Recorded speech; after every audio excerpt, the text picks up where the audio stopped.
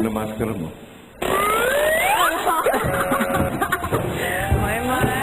Kuya, parang...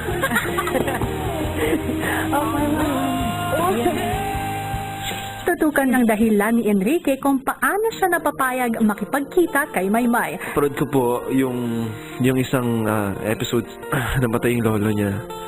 Ako napaka-close din ako sa lola ko. Naintindihan ko rin yung pinagdaanan niya. So, I decided na bilhin tong stuffed toy para kung lonely siya, may magpapasaya sa kanya. Mamaya, ang pinakahihintay ni Maymay.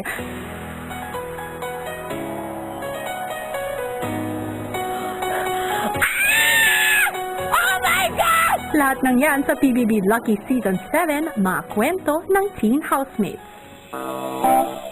Bago ang pinaka-aasam na date, minsan rin naikwento ni Maymay kay Kuya kung bakit siya nakuhumaling kay Enrique. Baliw. Oo, baliw siya. Kasi siguro, baliw din ako. Hindi naman ako, baliw ba ako, Kuya? Oo, baliw ako sa kanya. Second po, para sa akin, feel ko, mabait siya. Third, ano siya, Kuya? Astig. Alam niyo yung mga ginagawa niya ba? Opo, yun. Basta yun na yun, Kuya. 4, talented. Lalo na ako sa video, Kuya. Lalo na yung, oh, I love you, baby, every day, yeah. Ay, yes! Tapos yun dun sa Everyday I Love You, sinabi niya kay Liza na, I love you. Yun, Kuya. My gosh, talagang, oh my God. Fit. Yung titig niya po, Kuya, nakakatunaw po.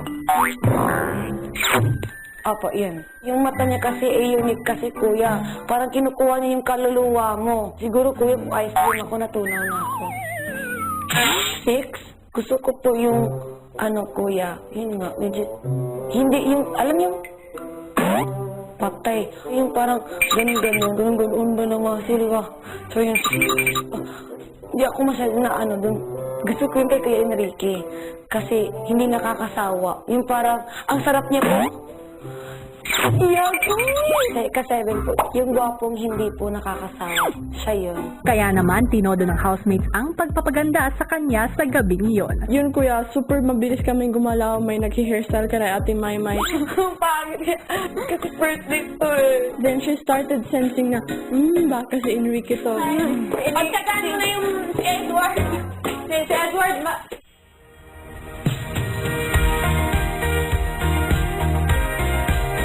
Maymay, she's the person that even if she is upset, she's heartbroken, she won't be as angry, she'll still try and be happy about things for the sake of the other person. I'm very happy. Thank you so much, Edward. Even though it's very hard, to... I know. It's like did. you pretend to be Liza, and then...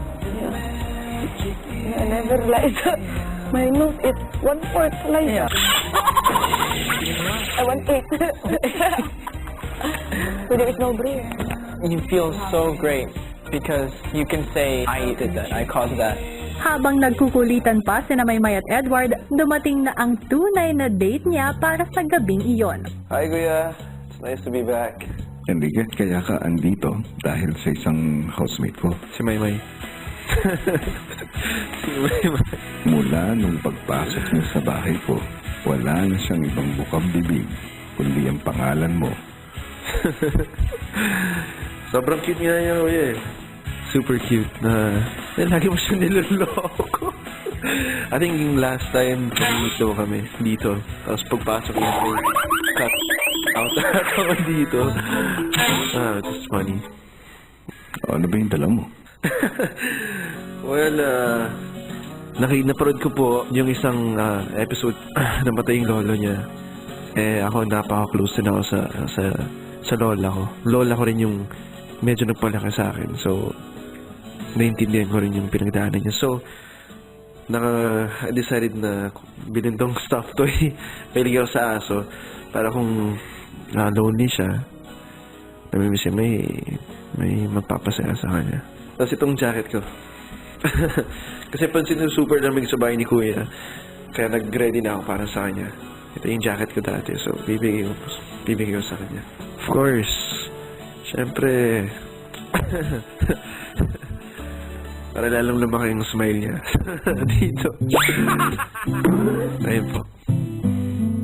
Enrique, Po, isa si Maymay sa nagbibigay saya sa loob ng bahay ko.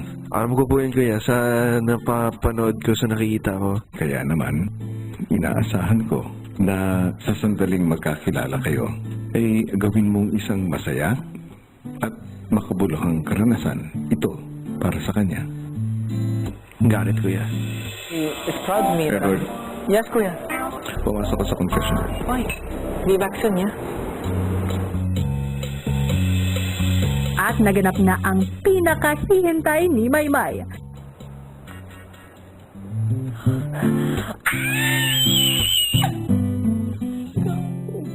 Sinigaw ko na ang dapat kong isigaw. Binuhos ko na talaga yung boses ko na hindi ko pa binuhos sa buong buhay ko, kuya! May binili akong stuff toy para. Nabalita ako na super close ka sa lola mo at lola mo. Eh ako rin, nung yung parents ko laging nasa ibang bansa, yung lola kong nagpalaki sa akin. So alam ko yung isa para sa'yo. Kung maging sad ka, sa'yo lang yan. Yan mo. Hindi ko kung pangit ito, pero tara man siya. Oh my God! Ako! Bulaklak, jacket, akala ko ito lang kuya eh. Wala na. Sobrang... Hindi ko ma-explain nga kuya. Sabi natin, Liza, nasa New York ka pa rin lang ngayon. Siyempre sabi niya lang yun. Sobrang ganda. Sabi niya, inagaw na daw kita. Enrique! Enrique? Inaagawan mo ko? Hindi, joke lang. Yung ina. Ibigay ko sa'yo. Sabi niya, i-ano ko na daw sa akin. Okay lang ba? Ngayon lang, sige. Check lang. Susunod ang mas kapanapanabik na eksena sa kanilang pagkikita. Mamaya na yan sa pagbabalik ng PBB Lucky Season 7 sa pagpapatuloy ng pinaka-aabangang date ni na Maymay at Enrique. Sobrang saya ko po. Sorry po kuya kung ano yung time niyo po, ha? Okay lang sa akin talaga. Kasi digital kasi sobrang sikat niya, di ba? Kasi sa pinakasikat, sa pinakamabait. Sobra. Ako talaga? Parang ako? Ordinaryong tao lang ako fan mo lang ako Pero bakit mo ginawa sa akin yun? Ano talaga nag-iisa? Sana po magkilala pa po tayo. Oo na, ma'am. May barkada pa tayo. Gusto mo? Oo naman. Sorry po, kuya. Ang cute ito na. Masaya ako para sa inyong dalawa. Talaga, sana hindi ka po walay mag-forever talaga sa inyo. Forever. Naroon ka na forever mo? Opo, yung sabi mo, putya, Agnes, ang sakit. Ayun! Putya naman, Agnes! Sino kayo mo mahalin? Ito! Naalala mo yun? Ang sakit sa akin, pinatay mo na ako. Ano? Diba? Sobrang sakit talaga. Parang nandun ako Grabe yung buhay na nalalabas niya sa isang napakapayat at ordinaryong babae. It doesn't make her so ordinary after all. Natutuwa ako sa kanya. Kahit yaya mo ko sa setting ko, okay lang. Sa? Yaya, yung parang extra yaya. Yaya? Ayaw ko mayaya. Gusto ko triangle. Gusto mo? Gusto mo gawin natin? Let's do it. Sobrang masaya ako para sa inyo. Mas masaya ako para sa'yo. Lahat to, deserve mo talaga. Diba, hindi ko ma-explain. I can't thank you enough. Kuya, I can thank you for everything that you've done. Hindi parati ko naririnig I can't thank you enough. May nagsabi na ba sa'yo na maganda? Si kuya ang gusto kong sabihin. Kasi nga, sabi ko kuya, sabihin mo ng maganda. Sabi niya, maganda ang umaga. Gusto ko, sabihin mo na maganda ako. Everyday maganda ako. Sige, maganda ako. Everyday, maganda ako. Ganun na lang, kuya. Teka, nagbagong book na ako. Ano na kami na new hairstyle. Maganda na ba ako? Maganda ang buhok mo. Napakaganda. May ano po? May magandang gupit. Kaya gusto ko po ano niya. Pero ngayon po, sinabi yung maganda, maniniwala ako dahil sa'yo yun. Hindi kayo man nagdrama, di ba? Hindi. Kasi best actor po kayo eh. Tapos, di ba, kapag sinabi yung maganda ka, parang hindi mo matutuwa. Ano ka ba kumarate? Sobrang bait. Kaya mas nanalo. Kaya kuya. Salamat. Salamat po. Ay. Kuya, kung pwede lang talaga subukan kita. Kung pwede lang talaga, ikarga kita. Sumusubukan? Subo mo na kita, tapos subo mo. Ay, wag po kasi ang pangit na bigay ko. Ang laki po. Wag mo makakit that part niya. Sige, subo kita. Ay, kuya! Subo kita. Wala! Ay, kuya. Ang dami. Hindi po kumakain ng karot. Hindi ko makain ng karot? Ano kinakain mo? Ito lang, manok. Hindi po puwet. Hindi ko makain ng buwet. Ito muna. Sige na. Oh my God! Sarap? Kuya, nandito ka na. Worth it. Meron pa ito. Yung alam mo sa utak ko, kahit book mo lang makita ko, okay na. Wala, itong binigay niya. Kuya, ang sarap. Ang galing ni Lord. Din ka talaga happy ka. Sa mga artista nga po, talaga hindi ako makapaniwala na makakita na ako ng artista. Ano pa kaya sa'yo, kuya, na ikaw yun? Hindi. Ano super natutuwa kapag nakikita. Kahit gamit yung dahil mo. Ano yung super positive na to? Okay. Maraming salamat po. Wala nagbibigay sa akin ng flowers. Ikaw pala. Wala pa? Wala na ganito. Wala! Hindi mo pang nalahawakan eh. Alam niyo po ba, parang ako na ang reyna. Ako na ang reyna ngayong araw na to. Ang pinakamasaya sa buong mundo. Reyna, ikaw ang Reyna.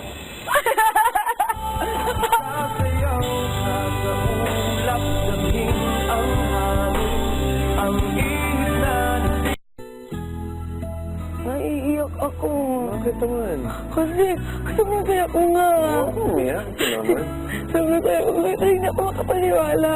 Alam mo ba yung posible talaga? Yung naging posible na ngayon. Natutuwa ka nandito ka sa PBB?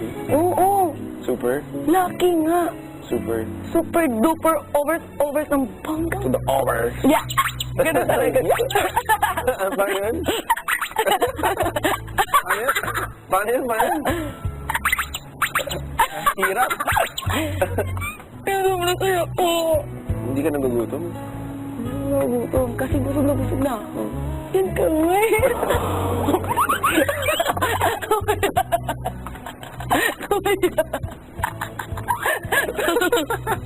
Ay, Ginoo ko. Hala, grabe, may Bisaya. Git ka ba? Mm. Sabi ka tinatilay sa Bisaya ka daw. Sabi niya, buang. Siguro ko sa kanya. Buang. Yun lagi sinasabi ng mama ko sa akin eh. Ano po yung papa niyo? Namatay na siya. Ilan taon po namatay siya? 16. Bakit po namatay siya? Nagkasakit siya. Anong sakit po niya? Cancer? Hmm. Feel ko, blood ba? Alam mo naman pala eh. Eh, hindi. Iba mo naman hindi. Taka-taka naman. Hindi, kuya. Bakit naisipan niyo po mag-showbiz? Nangarap po ba talaga kayo mo? Hindi talaga. Pumasok ako noon dahil pares lang tayo ng rason na nagkasakit si Papa. Kaya gusto namin pumasok sa showbiz para makatulong.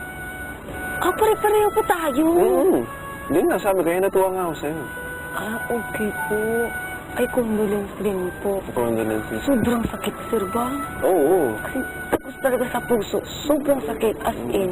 Sa lahat ng pinagdaanan niya, she likes to think positive. Siya pa yung hindi naninisi. Masaya siya sa kung anong meron siya. Kahit namatay lolo niya, sabi niya kanina, gusto niya isipin yung natitirang tao, yung lola niya, yung mga importanteng tao na natitira para sa kanya. Kaya natutuwa talaga ako sa kanya. I see myself in her so much. Pumasok ako, siya pa nag-aatid sa akin dito. Bago ka magka-first show, namatay na siya. So hindi rin niya nakita yung unang show namin na to. Pero sabi na lang may kapalit ang lahat. Siguro ang kapalit sa'yo, itong lahat. Marami kang papasaya. Kaya, yun. Yun ang importante. Kapag patuloy mo na. Sobrang bait niyo po talaga. Sana huwag na kayo magbago, Day. Masaya ako para sa inyo. Mas masaya ako para sa'yo. Panalo na nga ako nakita kita. Tsaka maraming salamat po kasi pumunta ka talaga dito. Yun po. Ayun po. Oh my gosh, oh my gosh, oh my gosh. Oh my God! Pwede ba kita sa'yo? Pwede niyo ako? Okay lang? Ikaw po ba? Ayaw pa ako. Iwanan na, kalimutan na ang mga... Oh my God! Oh my God! Sayaw! Sayaw! Sayaw! I-describe mo nga sa akin kung ano yung nararamdaman mo ngayon. Masaya, kuya. Yung masayang hindi nababayad ng kahit ano. Hindi binabayaran ng pera o kahit anong kayamanan, kuya. Sobra nagpapasalamat ako sa'yo ng sobra ng sobra.